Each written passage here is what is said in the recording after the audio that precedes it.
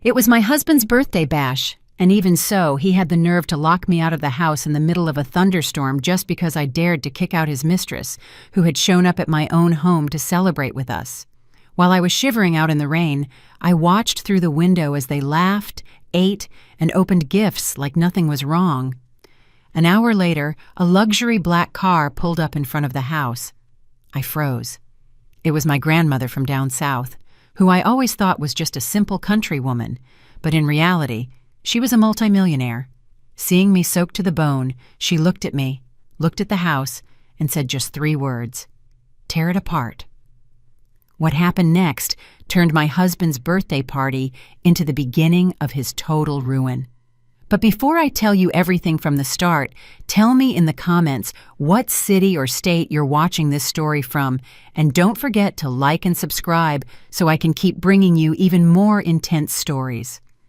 The house was full of life that night. The massive crystal chandelier in the main foyer bathed everything in a warm light that reflected off the walls decorated with flowers and balloons.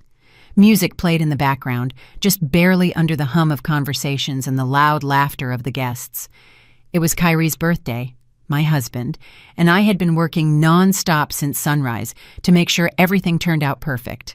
I checked the catering, corrected the decorators, counted silverware, arranged centerpieces, and even personally ironed Kyrie's suit. My legs and back were aching. But the only thing I wanted was to see him happy and proud of his party. I thought maybe tonight he would actually remember that I was still his wife. While I was carrying a tray of drinks, I stood in a corner observing him. Kyrie was surrounded by colleagues and business partners, laughing loudly, gesturing as if he owned the world. He looked sharp in his expensive suit, the designer watch gleaming on his wrist, a glass of wine in his hand. However, there was something that pierced right through my heart. At no point did he introduce me as his wife. I moved among the guests with the tray held high like just another server. When I approached to offer him a glass of water, he barely tilted his head in thanks, without even looking me in the eyes. That man, for whom I had given everything, didn't even seem to recognize me as the lady of the house. To most of the people present, I was just part of the help. I tried to convince myself I was exaggerating, that he was simply busy attending to his important contacts. I smiled as best as I could at his partners' wives, who looked me up and down with a certain disdain when they saw my simple shoes, my modest dress, and my perfectly pressed head wrap. While they showed off designer gowns, sky-high heels, and loud jewelry, I wore the best I had, something discreet, because Kyrie never gave me much money for personal expenses. He said it was to teach me to be thrifty. Inside, my pride was burning, but I swallowed it all. I kept telling myself this was Kyrie's night and I shouldn't ruin it. Suddenly, the guests' gazes started drifting toward the entrance. The conversations died down little by little, replaced by murmurs of admiration. I turned my head and saw a woman enter who looked like she had just stepped off a red carpet. It was Vianne. She was wearing a tight, sparkling party dress that hugged every curve of her body. Her makeup was flawless, her hair styled in soft waves cascading over her shoulders. She walked with a confidence that filled the room, as if she knew every eye belonged to her. But what really hurt me was looking at Kyrie in that moment. As soon as he saw her, his face lit up much more than when he had seen me that same morning. Kyrie left his conversation with his partners mid-sentence and walked toward her with quick steps, smiling from ear to ear. "Vianne, what a surprise," he said with almost childish excitement. She clung to his arm, pressing her body against his, without a shred of shame in front of everyone. Nobody seemed scandalized that she was hugging a married man like that, let alone the owner of the house. I stood rooted to the spot with the tray trembling in my hands. I felt my blood run cold. As if that wasn't enough, Mama Eudora, my mother-in-law, appeared. She had always been hard on me, critical. She never had a kind word. But seeing Vianne, she transformed. She hugged her as if she were a daughter she hadn't seen in years. She showered her with kisses and smiles. "Well, look who is here," Mama Eudora exclaimed, almost singing. "You look gorgeous, baby girl. Come, I'm going to introduce you to everyone." She took Vianne by the arm and led her to the center of the living room, introducing her to the important guests. She spoke wonders of her career, her style, her supposed good family background. She treated her, right in my face, like the ideal daughter-in-law she had always wanted. I listened to those words, feeling my world crumble, bit by bit. I was Kyrie's lawful wife, the one who had taken care of Mama Eudora when she was sick, the one who cooked, cleaned, washed, and ironed, the one who stood by his side when Kyrie was still counting pennies to pay rent on a tiny room. And yet, that night in my own house, I was invisible while my husband's mistress was treated like a queen. My heart started beating so fast I could hear it in my ears. I gripped the tray so hard my knuckles turned white.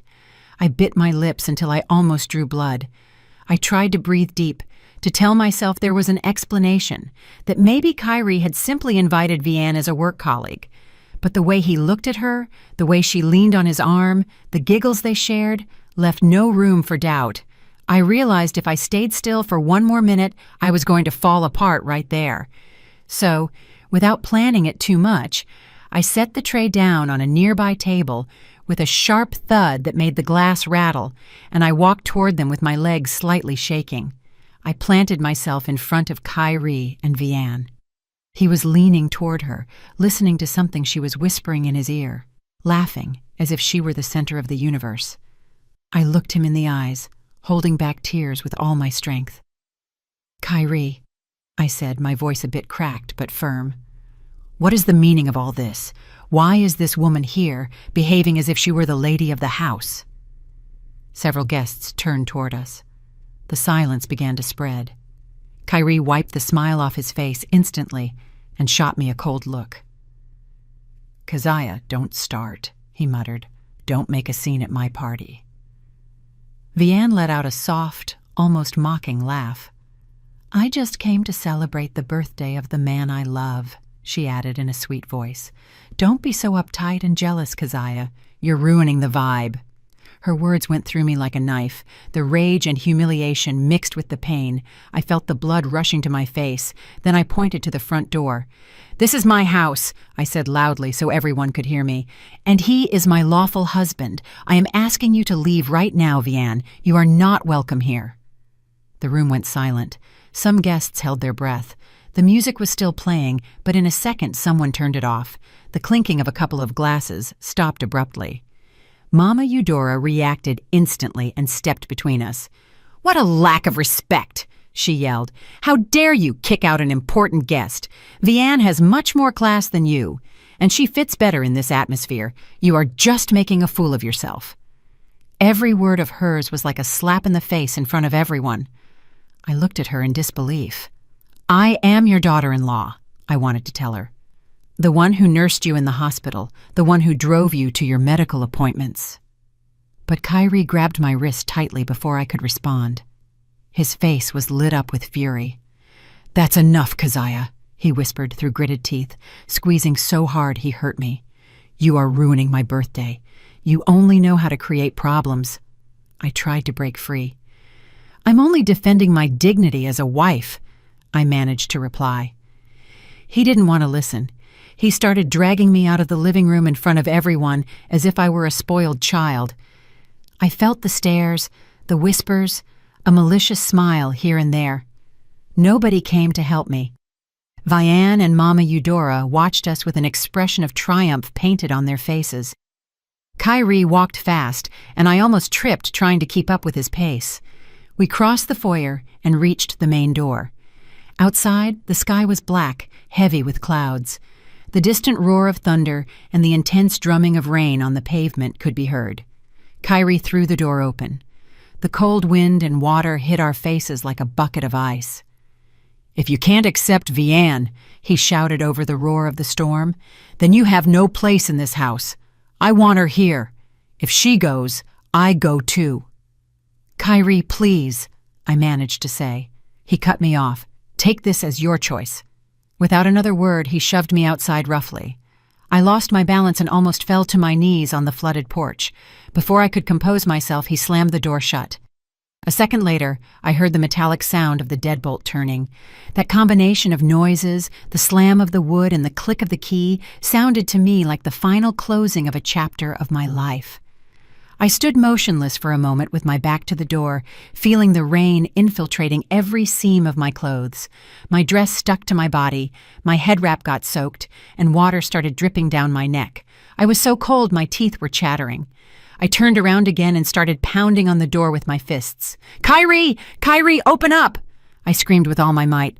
I knocked again and again, but nobody answered. The sound of the music started playing faintly from the other side, as if the party had resumed. The rain intensified. The water ran down my face, mixing with my tears, blinding me. My fingers hurt from knocking so much. Finally, I let them drop to my sides.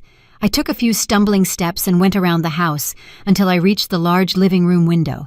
The glass was covered in raindrops, but I could see enough.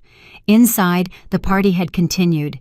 Kyrie, with his hair perfectly combed and his shirt dry, was standing next to Vianne, in front of a massive multi-tiered cake.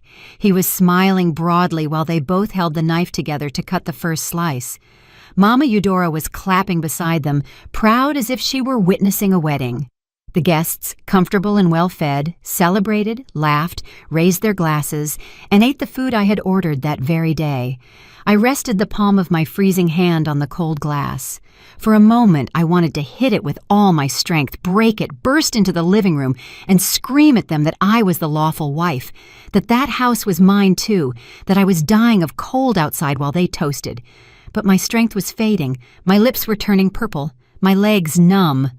As I watched Kyrie feed Vianne the first bite of cake and how she coquettishly wiped the frosting from the corner of his lips with her finger, my mind filled with memories. I saw him just as he was before, back in the days when we lived in a tiny rented room and the rain leaked through the roof. I remembered his promises. "When I make it big, you're going to live like a queen, Keziah. Trust me." I remembered the day I sold the few pieces of jewelry my mother left me to give him capital for his first investment. I remembered the times I ate stale bread with salt while he took a proper lunch like a businessman to his meetings. I had done all that convinced that we were doing it as a couple, that we were fighting together. And now he was sharing cake with another woman in a house bought largely thanks to the sacrifices I made for love. I don't know how long I stood by the window. The rain soaked me to the soul. Every second became heavier, as if the clock had stopped. The cold wasn't just discomfort anymore. It was a deep ache in my bones. Finally, my legs stopped holding me up. I let myself fall onto the patio floor on the flooded pavement. The water rose up the hem of my dress, surrounded me, froze me. Shaking uncontrollably, I hugged my own shoulders. My breathing became jagged, as if the air had decided to abandon me. I closed my eyes, and between gasps, I prayed in silence. God, if tonight is my last night, don't let all this pain go without justice. Let them see what they have done. I felt sleep pulling me toward a dark well. Suddenly, an intense light filtered through my eyelids. It wasn't lightning. It was a steady, powerful beam approaching. I opened my eyes with difficulty. A huge black car was cutting through the rain and stopping in front of the gate. The shine of the emblem on the hood told me it was a luxury vehicle, one of those only true multimillionaires own. The engine stopped, and almost at the same time, the front door opened. A chauffeur in a dark suit and cap got out quickly, opened a massive black umbrella, and went around the car to the back door. The rain bounced off the umbrella as he opened it with a practiced motion. Then he opened the rear passenger door with a respectful gesture. First, I saw a foot with a low-heeled shoe, elegant and high quality, touching the wet ground firmly. Then appeared an older woman, back straight despite her years, wrapped in a thick coat. In one hand she carried a cane with a gold handle that shone in the porch light. Her eyes scanned the garden, the entrance, the house, until they landed on me, lying on the soaked ground. Her features hardened. She approached quickly, ignoring the puddles splashing the hem of her coat. When she reached me, I recognized her. "Grandma?" I whispered with a thread of a voice. It was my Grandma Hattie, the same one who lived in a remote little town down south, who came sometimes with bushels of rice, collard greens, and fruit, saying it was all from her garden. I had always thought she lived, like so many elderly folks, off a small patch of land. She knelt beside me without caring about the water, took my face in her warm hands, and frowned, full of worry and fury. "Keziah, my baby," she said, "what have they done to you?" She took off her coat and placed it over me, wrapping me firmly, while the chauffeur and 2 other tall men, clearly bodyguards, approached and stood a few steps back waiting for orders. My grandmother looked up toward the large illuminated window. From our position, you could clearly see Kyrie, Vianne, and Mama Eudora laughing by the cake, as if nothing bad were happening on the same property. An expression I had never seen before appeared on my grandmother's face. Her lips tightened into a tense line. Her gaze became sharp, almost cutting. She stood up with the help of her cane, and without taking her eyes off the house, murmured, but with a tone so firm it sounded like a military order, "Tear it apart!" The bodyguards nodded immediately. They didn't ask anything. They started moving toward the front door, walking with decisive steps. The chauffeur helped me get up with enormous care, as if he feared I might break, and opened the umbrella over me and my grandmother as we headed after them. The first 2 bodyguards reached the main gate. They didn't waste time ringing the doorbell or knocking politely. One stepped forward, planted his foot against the door, and delivered a dry, brutal kick. The crash resonated through the entire interior foyer. The lock gave way. The door flew wide open, hitting the wall. The cold, damp wind rushed into the living room, dragging with it the smell of rain and wet earth. But also something else, the forecast of a storm that this time would fall on those inside. In the living room, the guests froze. The music stopped. Kyrie, who was about to give Vianne another spoonful of cake, dropped the fork which clattered as it hit the floor. Vianne hid behind him, alarmed. Mama Eudora opened her eyes and mouth at the same time, unable to believe what they were seeing. Kyrie, always impulsive, was the first to react. He lunged toward the door, furious. "Who are you people?" he bellowed. "You are violating private property. This is my house. Get out before I call the police." He tried to push one of the bodyguards to get him out, but when his hand hit the man's chest, it was as if he had pushed a wall. The bodyguard didn't even move. He just swatted Kyrie's arm away with a minimal gesture, and Kyrie stumbled back, almost falling onto the buffet table. By then, all of my grandmother's men had entered and were positioning themselves at different points in the living room, forming a semicircle that isolated the entrance. The guests, with glasses still in hand, didn't know what to do. It was at that moment that my grandmother and I walked in. The sound of the cane hitting the marble accompanied her advance. Click, click, click. Me, wrapped in the coat, with my dress and head wrap dripping water, walked by her side, supported by the chauffeur. My appearance contrasted totally with the luxury of the living room. Water dripped from my clothes onto the shiny floor, leaving a trail of moisture. A murmur ran through the remaining guests.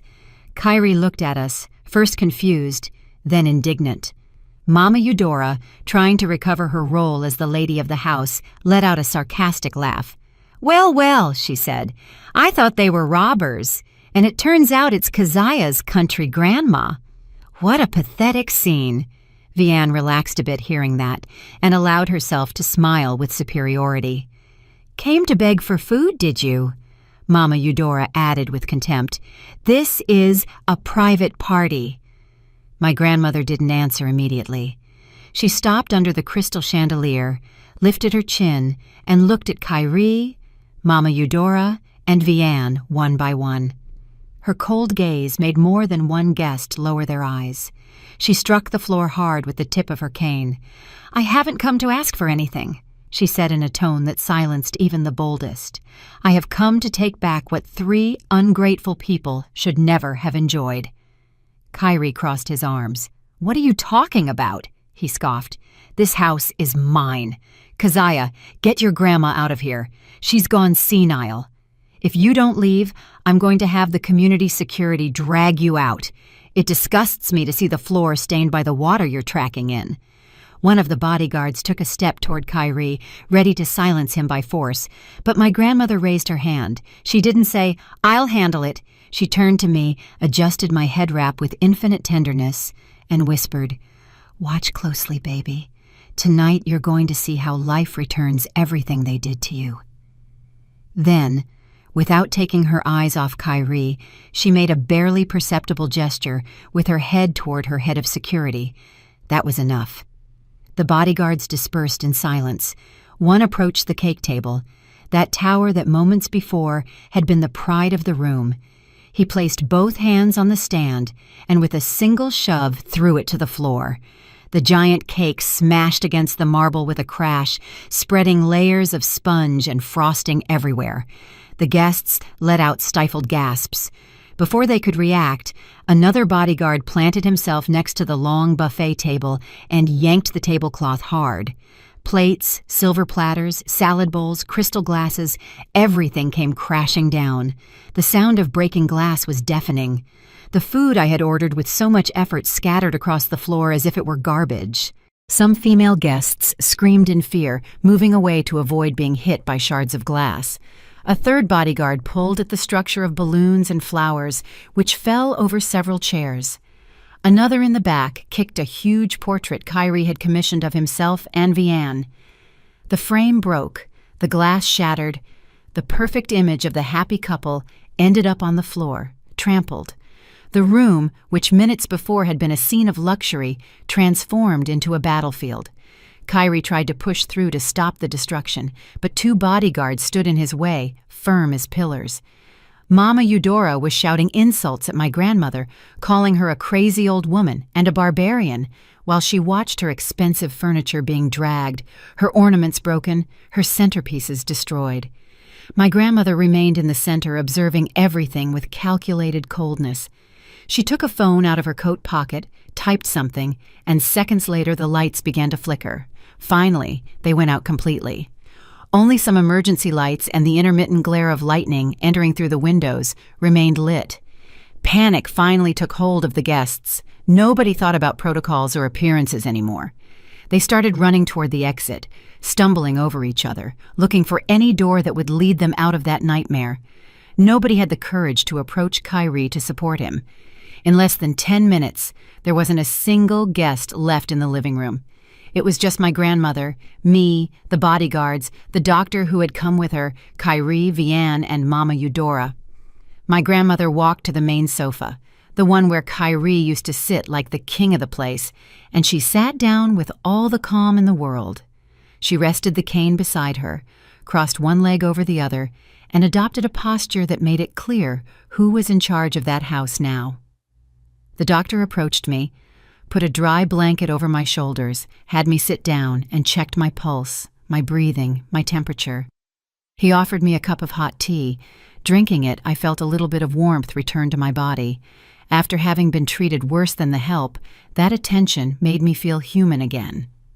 My grandmother, seeing that I was stable, signaled to her assistant. He opened a leather briefcase and took out a thick, dark blue folder which he placed in her hands. My grandmother took the folder, lifted it, and let it drop onto the coffee table with a sharp slap. Kyrie's eyes followed the movement of the object. "Before you keep saying stupid things about suing and putting anyone in jail," my grandmother said, "read that." Kyrie swallowed hard. His face was still red with rage, but a shadow of fear was beginning to appear in his eyes. He took the folder with trembling hands, opened it, and started reading. At first he frowned as if he didn't understand. As he turned the pages, the color drained from his face until he was left pale as paper. Cold sweat slid down his temple. His lips moved, reading silently. Legal terms, figures, names. Vianne, beside him, tried to look over his shoulder. When she managed to see the letterhead of one of the documents, she brought her hand to her mouth, horrified.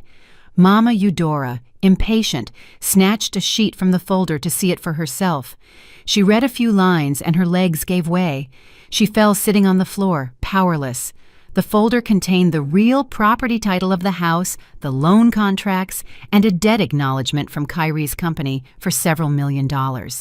In those papers, it clearly read that the owner of the home was not Kyrie, but a corporation called Sterling Legacy Group. And the absolute owner of that group was my grandmother, Hattie Sterling. Furthermore, documents were included proving that Kyrie had siphoned money from the company to pay for the house, the cars, the parties, even trips with Vianne. The clauses were clear. Upon verification of the breach and misuse of funds, all assets acquired with that money were seized immediately. Legally, at that instant, the house ceased to be under his use. My grandmother leaned back on the sofa and spoke with a steady voice.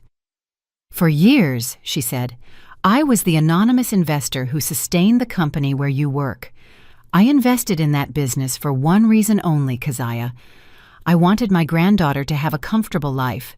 I didn't want you to know who put up the money so you wouldn't feel like less of a man. I gave you opportunities, capital, trust.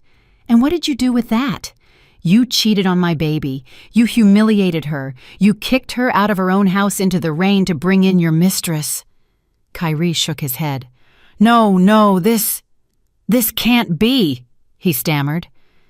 "You are an old country woman. You always come with sacks of rice. How can you be the owner of a corporate group? These papers are fake. I invite you to go to the notary tomorrow, to the public registry, to the bank that appears there," my grandmother replied. "They will tell you the same thing. And if you prefer, I'll introduce you to my lawyer, who also happened to be your boss on the board of directors." Mama Eudora, still on the floor, crawled toward the sofa. "Miss Hattie, please," she moaned. "This is all a misunderstanding. I never wanted to hurt Keziah. I just thought Vianne could help our son rise higher in life. I didn't know who you were. Please, don't take the house from us. We are family." She clung to the edge of the sofa, trying to touch my grandmother's skirt, but one of the bodyguards stepped in and moved her aside gently, but without allowing contact. The scene was pitiful. The same woman who had humiliated me hours before was now crawling, willing to say anything just to keep her comfort. Vianne, meanwhile, started backing away slowly toward a side door, clutching her purse against her body. My grandmother saw her and lifted her chin slightly. The head of security moved fast, stood in front of Vianne, and held out his hand. "The purse," he ordered. Vianne clutched it tighter. "It's mine," she replied nervously. "Who do you think you are to ask me for this?" The bodyguard snatched it from her effortlessly and dumped it upside down onto a table. Several gold rings, necklaces, and bracelets fell out, which Mama Eudora recognized instantly as hers. "Thief!" she screamed, forgetting her victim role for a second. "No wonder you liked hugging me so much." My grandmother didn't even dedicate a word to Vianne. She struck the floor with her cane. "I am not interested in your fake apologies or your tears," she said, looking at the three of them. "I am only interested in justice for my granddaughter.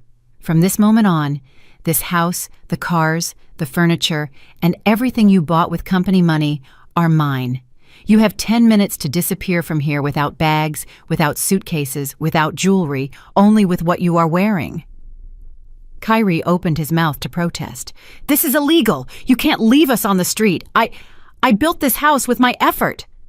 "You built it with my money," my grandmother interrupted him. "I decide who it belongs to. 10 minutes, Kyrie, not one more.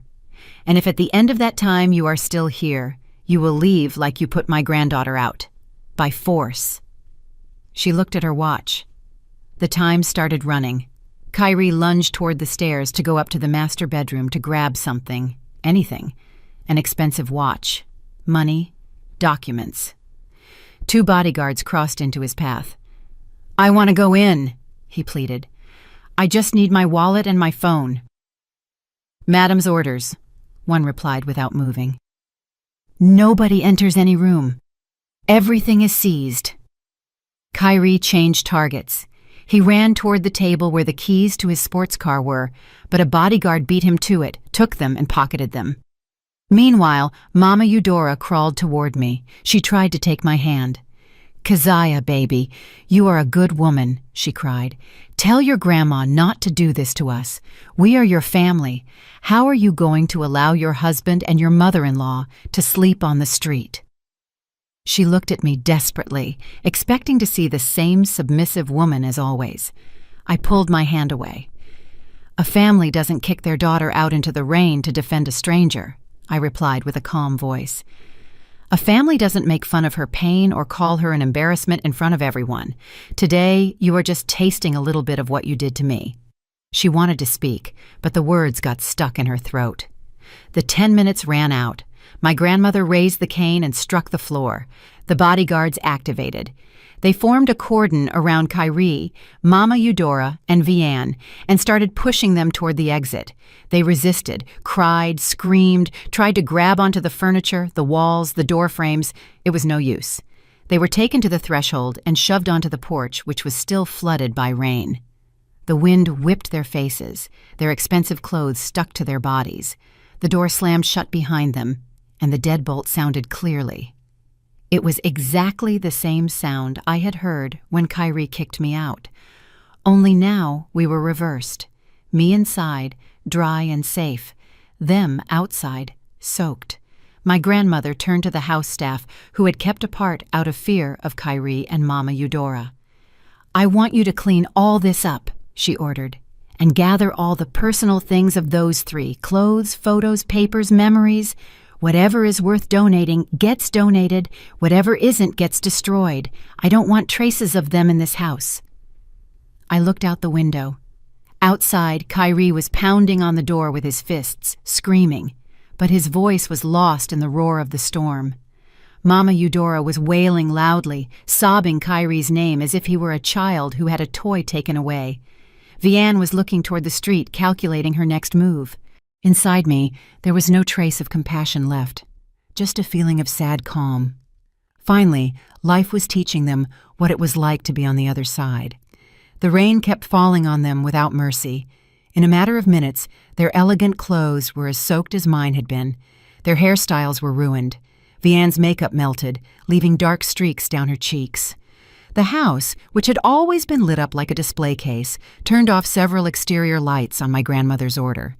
The street in front of the mansion was left semi-dark, barely lit by distant street lamps. The guests' cars had already disappeared.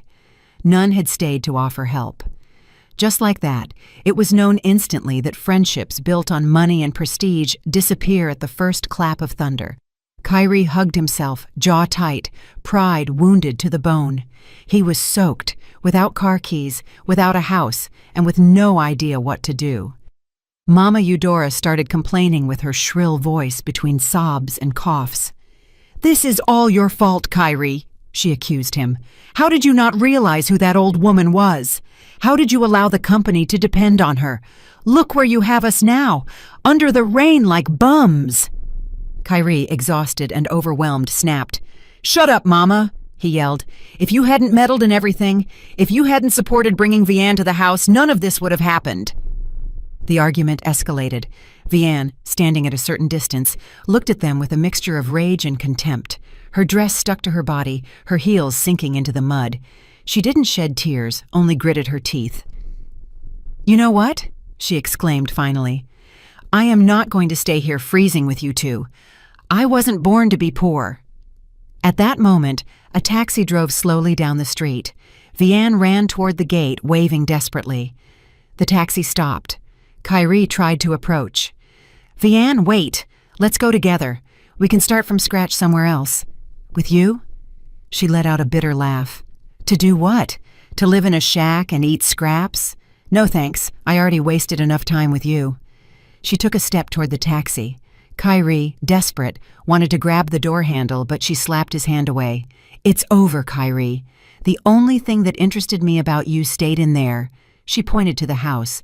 "I'm not going to carry a loser." She got into the taxi and slammed the door. The car took off and disappeared into the rain. Kyrie stood watching it vanish with his mouth half open. Then he brought his hand to his internal pocket, looking for a small wad of bills he kept for emergencies. It was empty. He understood suddenly that during the chaos of the party, while Vianne was clinging to him out of fear, she had taken the opportunity to steal the little money he had left. The night seemed to have no end. Wet and shivering, Kyrie and Mama Eudora wandered the streets looking for some roof to take shelter under. The bus stops were occupied, porches had gates, security guards kicked them out, seeing their disheveled appearance. Finally, they found a bench in a relatively quiet park. They sat there hugging each other, shaking, waiting for dawn. The bench was hard and cold. Every gust of wind soaked their bones. Mama Eudora coughed nonstop. Kyrie could barely think clearly. The memories of the house, the party, the kick at the door mixed with the noise of the rain. For the first time since he had started making money, he slept on the street. When dawn began to lighten the sky, the sun's rays hit Kyrie full in the face and forced him to open his eyes. His whole body hurt. Beside him, Mama Eudora slept curled up using her empty purse as a pillow. Her face looked dull, very different from the secure and haughty woman she had been. Kyrie woke her up carefully. "Mama, let's go. We have to do something. I'm sure this is all a misunderstanding. I'm going to go to the office. I'll talk to the higher-ups. Surely they don't know what that old woman has done. I'm still a director. They owe me money. We can fix it." That hope kept him standing. With the same wrinkled and damp clothes from the night before, he helped his mother up. They started walking toward the financial district where the company building was. The journey was torture.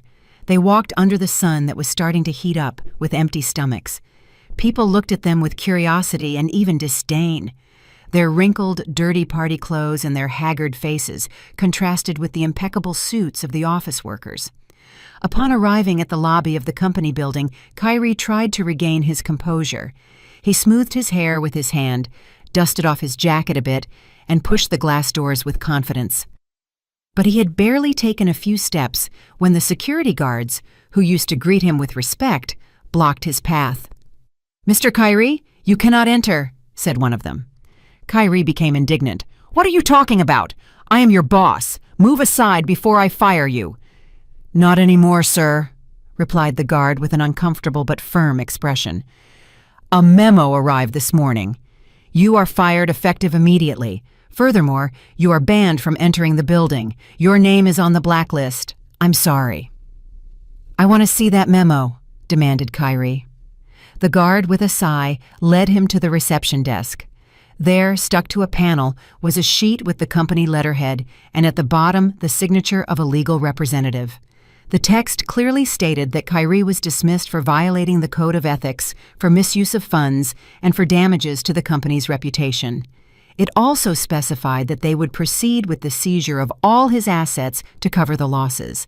There was even a photo of him next to the indication, "Person not authorized to enter." Employees passing nearby stared with curiosity. Some, who used to laugh at Kyrie's jokes, now whispered behind his back discussing the scandal. He felt the floor opening under his feet. The guards escorted him to the exit. "You can't do this to me," Kyrie repeated, talking more to the company than to them. "I need to get in. I have personal things inside." "All your belongings are being reviewed by the legal department," one of the guards replied. "If there is anything considered truly personal, they will have it sent to you. For now, you have to leave." They pushed him gently toward the street, and the glass doors closed behind him. The life he had built around his office was over. Not giving up entirely, Kyrie thought of his savings account. He clearly remembered accumulating a considerable sum in his personal account. He left Mama Eudora waiting on a nearby bench and ran to the nearest bank branch. He entered, panting, asked to speak to an advisor claiming he had lost his wallet and needed to withdraw money with his ID. A kind employee attended him, took his details, entered the information into the computer, and as she read the screen, her face turned serious. "Mr. Kyrie," she said finally, "I regret to inform you that all your accounts have been frozen by court order. It says here there is a lawsuit for embezzlement of funds and that the creditors have requested the total blockage of your assets. Until the process is resolved, you cannot withdraw a single cent." "That is impossible," Kyrie stammered. "That money is mine." "I'm sorry," repeated the employee. "I can't do anything." He left the bank stumbling, his head spinning. The last hope of having some money had vanished. He returned to the park bench where his mother was waiting. She looked at him with eyes full of expectation, voice hoarse from cold and crying. "Well, did you bring money? Let's go eat." Kyrie shook his head. The words wouldn't come out. Mama Eudora brought her hands to her face and began to cry again, this time with the deep cry of someone who feels the ground disappearing. Hunger started biting at their stomachs. Kyrie checked his jacket, rummaged in a secret inner pocket where he used to keep a few reserve bills. He found nothing. He remembered then Vianne's contact at the party, how she stuck to him, how she hugged him. He understood she had also taken that money. He let out a curse, but it was of little use. Finally, with the little they had left in coins, they bought a loaf of bread to share. It was all they could afford that day. Later, desperate to get some cash, Kyrie sold his most expensive suit at a flea market. The buyer gave him a ridiculous fraction of what it was worth. Even so, that money was enough to rent a miserable little room for a week in a humid alleyway and to buy a few portions of cheap food. The room was small, with walls full of damp stains, a tin roof, an old mattress on the floor, and a single bulb hanging from the ceiling. The smell of stale air mixed with the sewage outside. Mama Eudora covered her nose upon entering. "I can't live like this," she complained. "This is worse than a chicken coop." "It's what there is," replied Kyrie, exhausted. "Either this or the street. Keep your mouth shut and be grateful we at least have a roof." That first night they ate in silence, sharing a plate of rice with some cheap stew. Outside voices were heard, arguments from neighbors, someone's TV at full volume, mosquitoes buzzed in the darkness. Mama Eudora coughed more and more. Accessing doctors and medicine was now a luxury they couldn't afford. While they were falling, my life was taking a turn in the opposite direction. My grandmother took me to her main mansion, a spacious estate surrounded by green gardens far from the noise of the city center. There, for the first time in a long time, I woke up in a comfortable bed with clean and soft sheets, without having to get up early to prepare breakfasts or 1,000 special coffees for anyone. The house staff treated me with respect, calling me Ms. Kazia, offering help with laundry, with food, with everything. But my grandmother didn't want me to stay in the position of a protected child. "Money without character will make you vulnerable," she told me. "You are going to learn how to handle what is yours. And if anyone tries to step on you again, they won't have anywhere to attack." Thus began my true transformation. Every day my grandmother sat with me in her office. She explained how the Sterling Legacy Group worked, the real estate projects, the investments, the alliances. She taught me to read financial statements, to understand contracts, to identify risks. At first I felt intimidated. I had spent years between the kitchen and the laundry room, but soon I understood that deep down I had always had the capacity to organize, to foresee, to manage. Only nobody had given me the opportunity. My grandmother insisted firmly, but always from a place of love. "I don't want the next Kyrie that appears in your life to tell you that you aren't worth anything. I want him to know that if he loses you, he loses everything."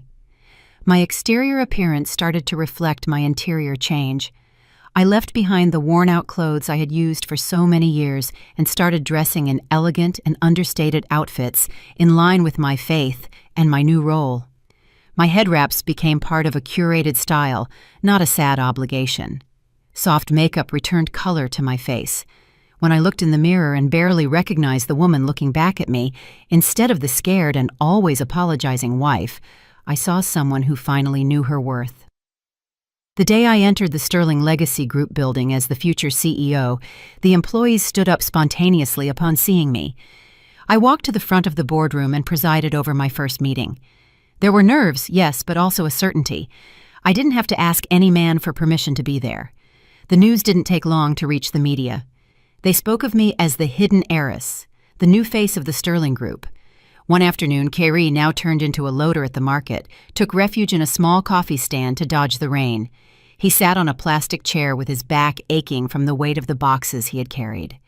Above his head, an old television was broadcasting the news.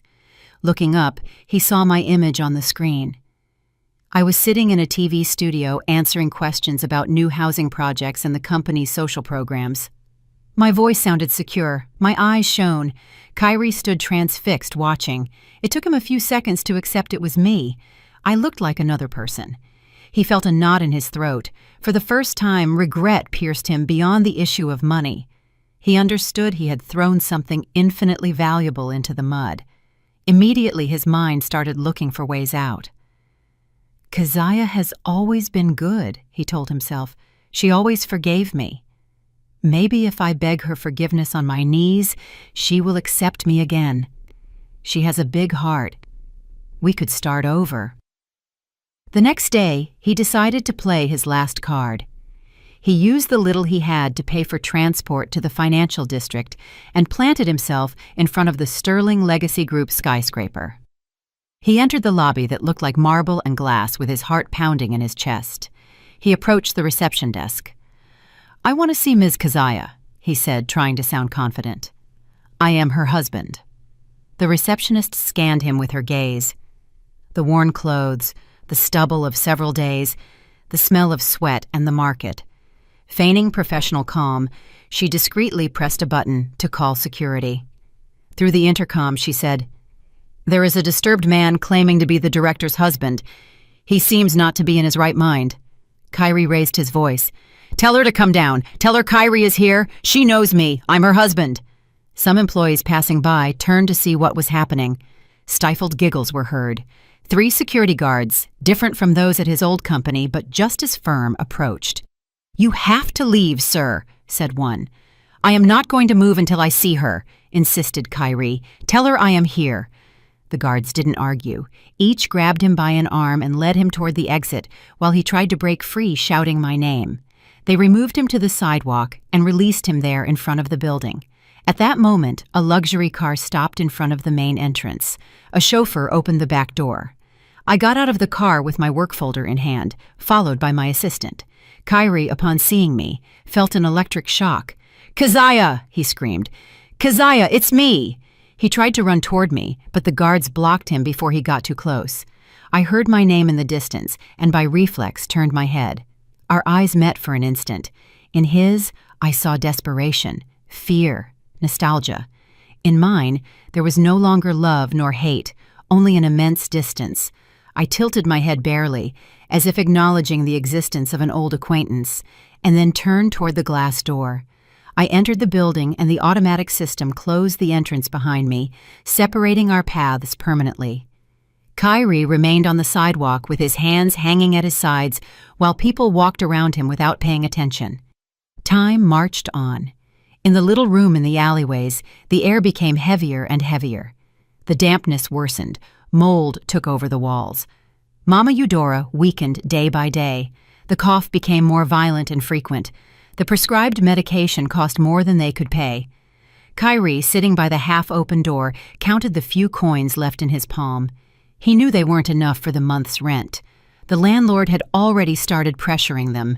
He thought about the past, the expensive restaurants, the bottles of wine he opened just to show off, the bills he threw away on stupid bets.